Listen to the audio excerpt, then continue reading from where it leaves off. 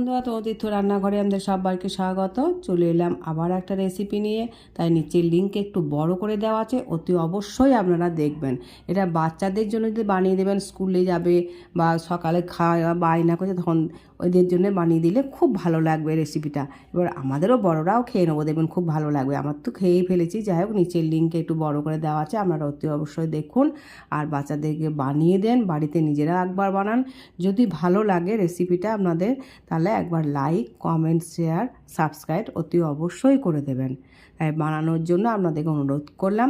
এরকম দুটো রেসিপি আছে, শুধু একটা রেসিপি নয়, একটা পাউরুটি দিয়ে আর একটা রুটি দিয়ে, দু রকমভাবে আমি করেছি। আরও একটা দেখাবো কালকে, সেটা অন্যরকম। এই ফেলে দেওয়া যেগুলো পাউরুটি রুটি, সেগুলো আবার কালকে আপনাদের জন্য ওটা দেখাবো। তাই কেমন লাগলো আমাদের কাছে একবার অতি অবশ্যই জানাবেন। আর এত সুন্দর খেতে হবে, সে মুচমুচে খেতে, চায়ের সাথে তো জমে